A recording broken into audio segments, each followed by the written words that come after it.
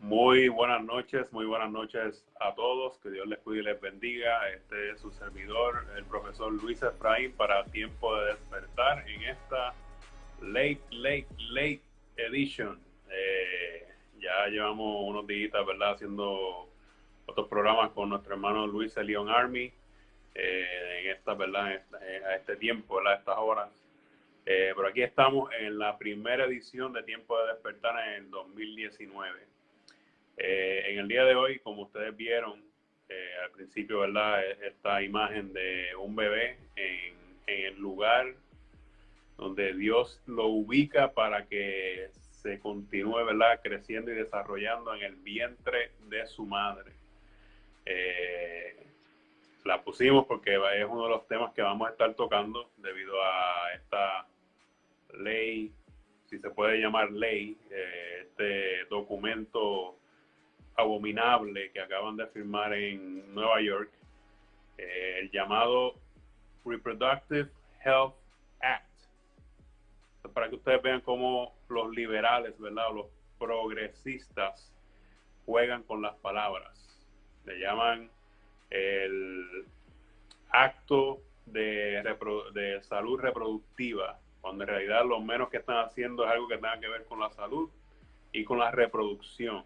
Así que este es uno de los temas que vamos a tocar más adelante, pero primeramente llevaba un tiempo diciendo desde el año pasado, 2018, que iba a estar hablando de la Reserva Federal de los Estados Unidos. Desde el 2017 y principalmente durante el transcurso del 2018, el presidente ha sido muy vocal hablando de la Reserva Federal y de las posturas que ésta está tomando. Por aquí tenemos un artículo donde usted podrá ver, ¿verdad?, cómo, ¿verdad?, los medios lo están catalogando.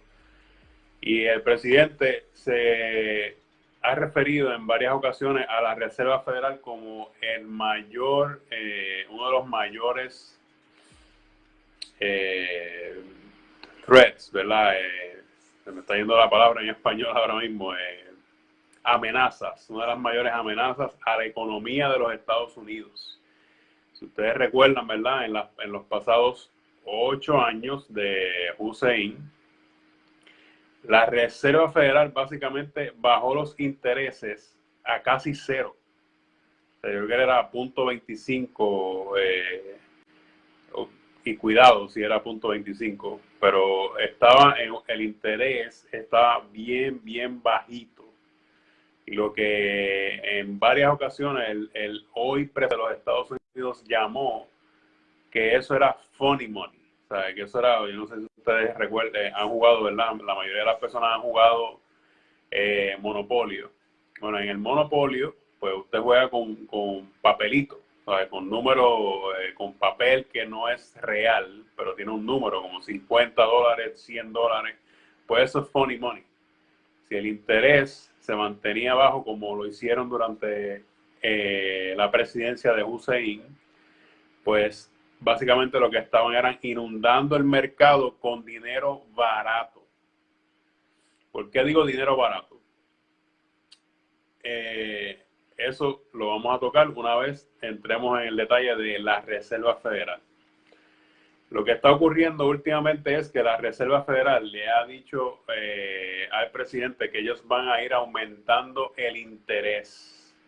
Y ustedes saben que la primera vez que aumentaron los intereses en Estados Unidos, la Reserva Federal, eso ocurrió en el 2017. Creo que fue para el verano o a finales del 2017 que ellos aumentaron .25 el interés.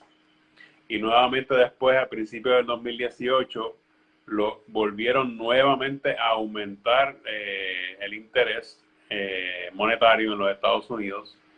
Y creo que ahora mismo está rondando .75 o 1% o 1.25. Está rondando en esa área, 0.75% a 1.25% de interés. Eso ha estado ocurriendo porque están tratando de detener el avance económico que ha logrado esta administración. Durante el tiempo de Obama, ellos redujeron los intereses para inundar el mercado de dinero, lo cual, si aumentan los intereses, la reserva muy rápido, escalonadamente muy rápido, eso puede crear una hiperinflación, o sea que eso puede aumentar los costos increíblemente y puede detener el avance de crecimiento de la economía en los Estados Unidos. Yo no soy un experto, ¿verdad?, en economía, pero pues he leído y pues tengo ese entendimiento. Tengo una persona que conozco que es muy bueno en esto de la economía, que es mi padre, que él es contable y financiero. Y esta persona que el presidente nombró como ellos le llaman el chairman de la Reserva Federal, el presidente la puede nombrar la persona, pero se supone, según, ¿verdad?, las reglas creadas por algunas personas que más adelante les vamos a mencionar quiénes son o quiénes eran, se supone que la Reserva Federal sea independiente del gobierno. Entonces es interesante que tenga el nombre de Reserva Federal, porque cuando uno escucha Reserva Federal, pues entiende que es parte del gobierno federal, lo cual no es. Esa institución fue creada y básicamente es una institución privada que ejerce decisiones económicas sobre toda la nación de los Estados Unidos y que esas mismas decisiones económicas afectan el mundo entero. ¿Ok? Entonces, por ahí tenemos otro artículo que básicamente dice lo mismo, de que Trump nuevamente califica a la Reserva Federal como su mayor amenaza, porque él sabe y lo ha dicho en varias ocasiones en entrevistas de que están afectando la economía de los Estados Unidos al aumentar los intereses. Eso Donald Trump se lo ha dicho en varias ocasiones y por ahí tenemos un tweet que él puso en donde él dice eso mismo. Él dice, la Reserva Federal está jugando con la fuerza económica de la nación. Y no sé si lo tengamos por ahí para que la gente pueda ver ese mensaje del presidente en un tweet, porque es importante que lo vean, porque el presidente está básicamente diciendo que estas personas no tienen tacto en cuanto a la economía del país. O sea, él está diciendo, la economía está yendo apabullante, va bien, está creciendo, y ustedes están tratando de detener ese crecimiento al aumentar los intereses. Entonces, ese yo creo que es el tweet donde él explica eso, de que la Reserva Federal no está... Básicamente él dijo, esto es como si fuera un golfista que tiene mucho poder, pero no tiene tacto al tratar de llegar, porque en el golf las personas o pueden tener mucho poder para llevar, ¿verdad?, la bola cerca del hoyo o al área verde, como le llaman en el golf, pero para lograr que llegue al hoyo hay que tener el tacto al darle en esa área. Pues básicamente el presidente está diciendo ahí que ellos no tienen el tacto de lo que es el mercado y cómo está la economía. Entonces, ¿qué pasa? Que más adelante, después de que el presidente tiró ese mensaje atacando básicamente a la Reserva Federal, un joven le escribe respondiéndole a ese tweet al presidente, que a ver si lo tenemos por ahí, que el productor lo pueda poner. Ese es el tweet del presidente. Dice que el único problema que tiene la economía es la Reserva Federal. Dice, donde ellos no tienen un sentir del mercado y no entienden la necesidad de lo que es tener guerras de intercambio.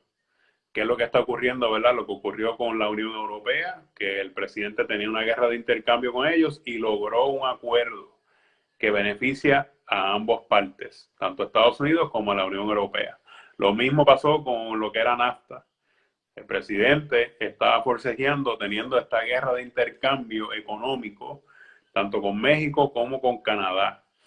El presidente muy hábilmente logra primero llegar a un acuerdo con México, que es el país con quien más intercambio, o sea, más intercambio tiene Estados Unidos, comparándolo con Canadá.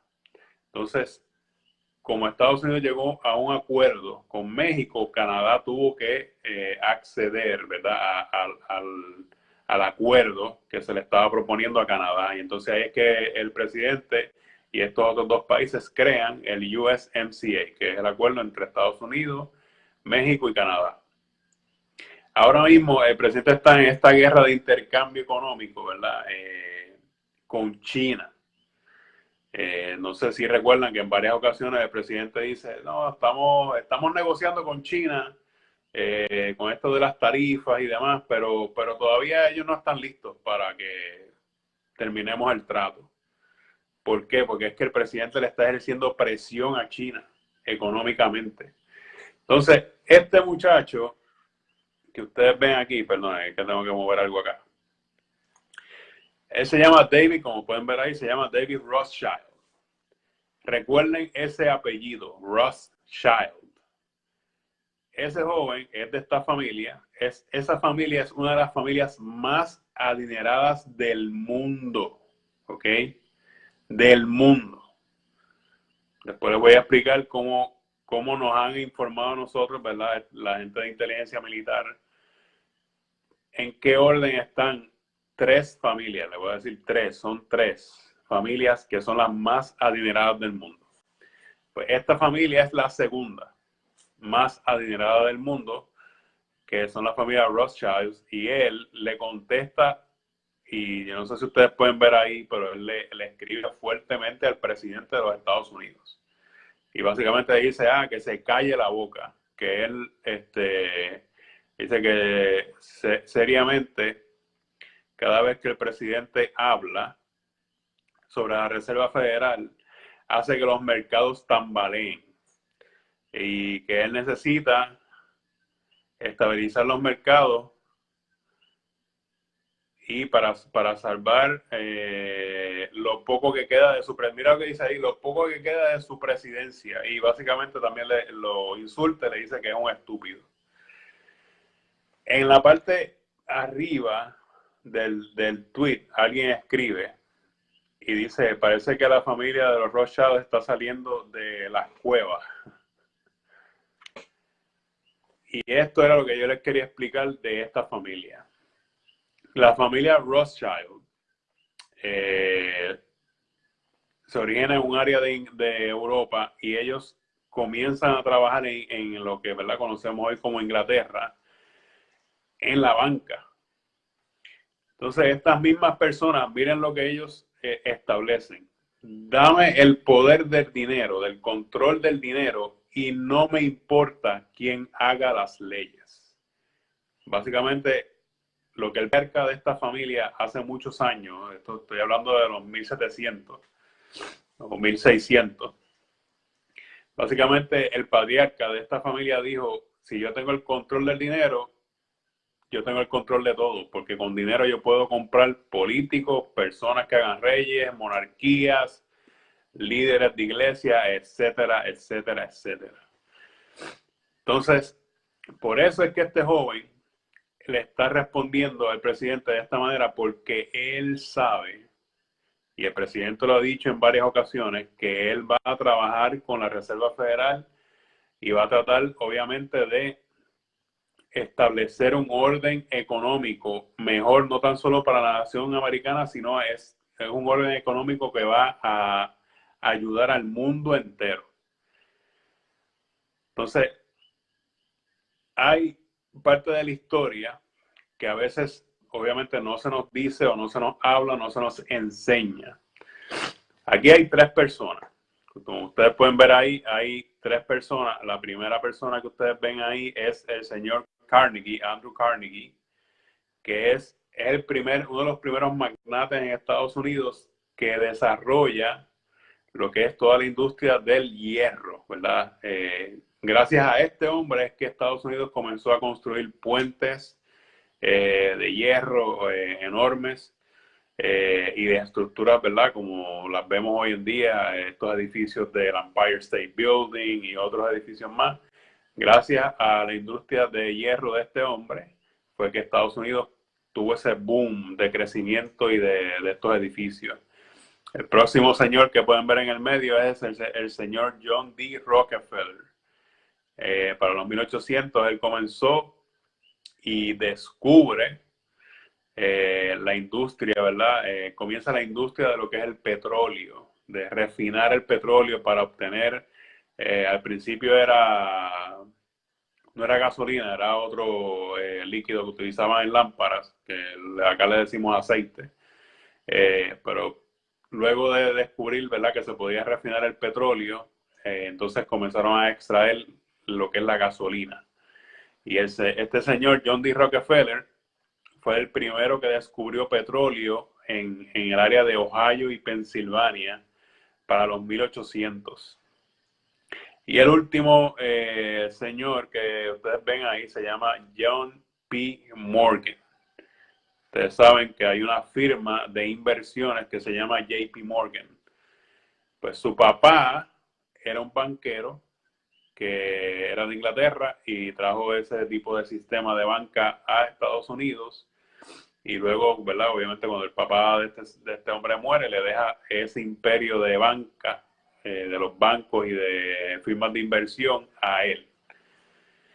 Estos tres individuos que fueron parte o los más contribuyentes a que la nación de los Estados Unidos creciera en esta época de la era industrial, también fueron las personas más ricas en algún momento en su trayectoria. O sea, ellos tenían como una competencia de quién era el más rico del mundo.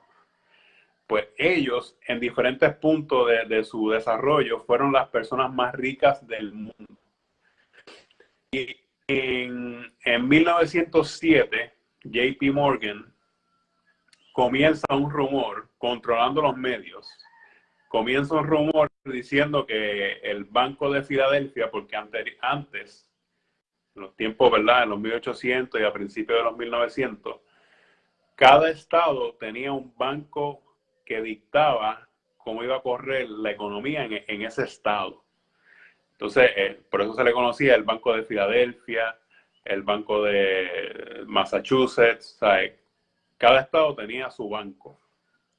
Y este señor, JP Morgan, comienza un rumor que dice que el Banco de Filadelfia tenía problemas de liquidez, ¿verdad? De dinero. Entonces, como él comienza ese rumor y los medios comienzan a esparcirlo, la gente de Filadelfia se vuelve, ¿verdad?, como que se preocupa y dicen, espérate, si el banco no tiene dinero, ¿qué va a pasar con lo que se supone que yo tengo en el banco? Pues entonces todo el mundo fue al banco a sacar el dinero. Lo que hizo fue colapsar el banco, porque la gente fue a sacar todo su dinero, lo que entonces le quitó toda la liquidez al banco, lo llevó casi a bancarrota, pero él muy astutamente, como ve el banco en problemas, le dice, mira, tú tienes problemas, no te preocupes, yo te puedo ayudar, permíteme comprarte para, o sea, sacarte del problema. Obviamente lo que hizo fue destruir el banco para comprarlo a precio de, como decimos acá en Puerto Rico, de pescado abombado. O sea, es bien económico, obviamente para él hacerse más dinero. Y este señor, JP Morgan, es uno de los que dijo que cuando veas sangre en las calles, compra. O sea, él se estaba refiriendo a cuando haya un problema en algún lugar o haya un disturbio, compra lugares o terrenos en ese lugar porque la gente lo va a vender barato. Y obviamente lo que está diciendo, así uno puede adquirir más, obviamente personas como ellos. Pues estos tres individuos, después de 1907, hay una carrera presidencial y estaba un presidente corriendo, que ahora mismo no me acuerdo el nombre, me disculpan por eso, pero había un hombre que estaba corriendo por el Partido Republicano, escuche bien, por el Partido Republicano, Y él estaba atacando en su campaña fuertemente a Carnegie, a Rockefeller y a JP Morgan, porque él entendía como candidato que ellos tres tenían unos monopolios económicos. Y él en su campaña estaba diciendo que él iba a romper esos monopolios, porque en Estados Unidos hay leyes contra eso de monopolios, que se llama el antitrust law. Disculpen. Y entonces estaba este otro individuo, que es el señor Woodrow Wilson, que estaba corriendo por el Partido Demócrata. Recuerde eso bien. Woodrow Wilson estaba corriendo por el Partido Demócrata para la presidencia. Entonces, aunque estos tres señores tenían una competencia entre ellos por ver quién era el más rico o el que tenía más poder, cuando llegan a esta carrera presidencial, los tres se ven amenazados por el candidato republicano. Y ellos entonces se sientan a hablar y deciden, escuche bien, deciden básicamente darle dinero a la campaña de Woodrow Wilson. Básicamente ellos compraron a ese presidente y ese presidente entonces luego desde 1912 a 1913 es que entonces de alguna manera milagrosa se crea la Reserva Federal de los Estados Unidos. Recuerde que JP Morgan es banquero. Y entonces, ¿qué pasa? Que ellos desarrollan, básicamente entre ellos tres y otras personas de Europa, o sea, hay unos bancos de Europa enormes, como el Deutsche Bank, y la familia Rothschilds, entonces entran a formar parte de lo que sería como la directiva de la Reserva Federal. La directiva hoy día de la Reserva Federal está compuesta por JP Morgan, Citibank, Wells Fargo, otros países de Europa, otros bancos, perdón, de Europa, y hay hasta monarquías envueltas en lo que es la directiva de la Reserva Federal de los Estados Unidos. No sé si tienen la foto por ahí del periódico donde se ve la portada de Woodrow Wilson, y miren la portada ahí. Ahí dice claramente, eso fue en 1913, que Wilson declares it the first of series of constructive acts to aid businesses. O sea, esto fue para el tiempo que ya estaban desarrollando lo del plan de la Reserva Federal.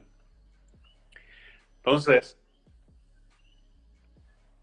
¿qué ocurre? La Reserva Federal es un ente privado que se supone que toma decisiones sin influencias del gobierno. O sea, el presidente, según ellos, cuando lo establecieron, el presidente no podía hablar con la persona que se supone que él asigna a dirigir a la Reserva Federal. El presidente no podía sentarse con él a decirle, mira, yo necesito que me bajen los intereses, porque me está afectando la economía. O sea, se supone que la Reserva Federal es un ente totalmente aparte y privado. Lo cual me lleva a este artículo donde explica que la Reserva Federal no es constitucional. Porque en los 1700, una vez el país se establece, ¿verdad? En los Estados Unidos, se establece como nación. Más adelante, como para los 1786, 87, el Congreso de los Estados Unidos, cuando están desarrollando la constitución del país, también incluyen en el artículo 5 y 6 de la constitución que los poderes económicos y fiscales, o sea, los poderes fiscales y monetarios del país, caen totalmente sobre el Congreso. O sea, el Congreso es el que se supone que dicte cómo va a correr la economía del país. Pero aquellos tres individuos adinerados que vieron sus negocios en peligro y su riqueza también, decidieron, no, vamos a comprar al presidente y nosotros vamos a establecer cómo es que se va a correr la economía. Y entonces ahí establecen el plan de, no, vamos a crear la Reserva Federal y entonces decimos que no, esto tiene que ser totalmente privado, independiente de lo que es el gobierno o la presidencia. O sea, ellos le quitaron todo el poder ejecutivo a quien se supone que lo tenga, que es el presidente de los Estados Unidos. Y en este caso económico sería el Congreso el que dicte toda decisión fiscal y monetaria sobre los Estados Unidos.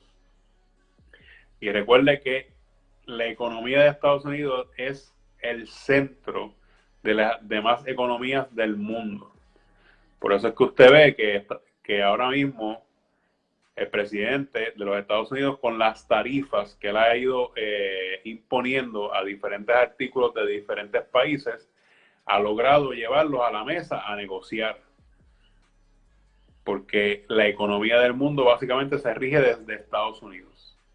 Porque el dólar es la moneda principal del mundo. O sea, todo intercambio y toda venta de petróleo se hace a base de dólar. Por eso es que es tan importante, ¿verdad?, la economía de los Estados Unidos.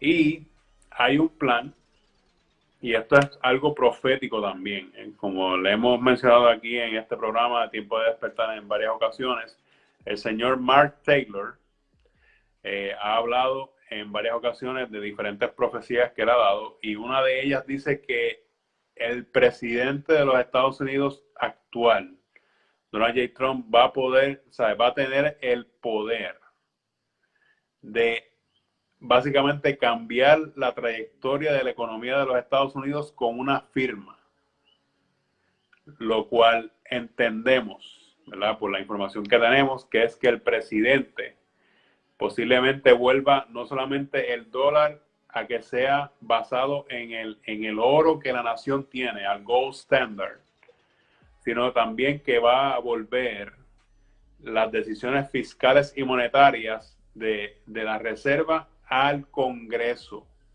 como lo dictaron, ¿verdad?, los fundadores de la nación americana en la Constitución.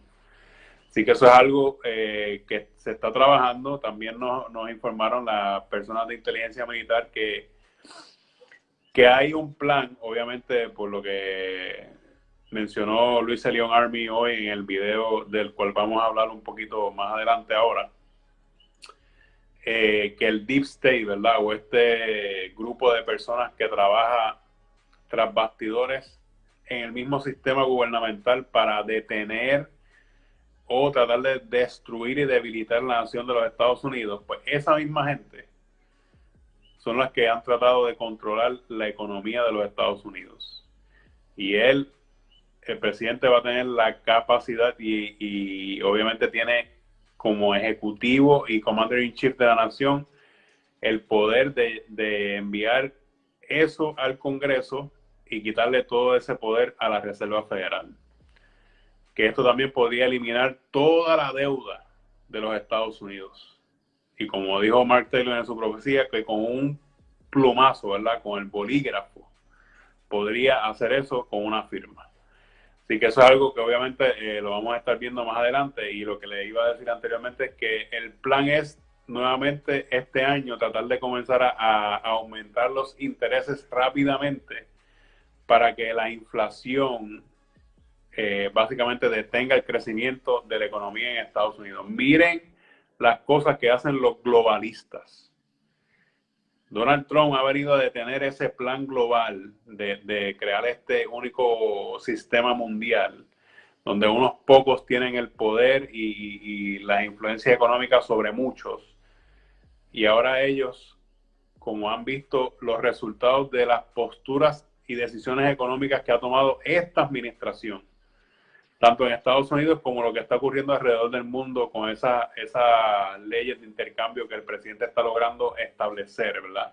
Los negocios que él está tratando de establecer con diferentes lugares del mundo, pues los globalistas de la misma Reserva Federal quieren detener ese proceso.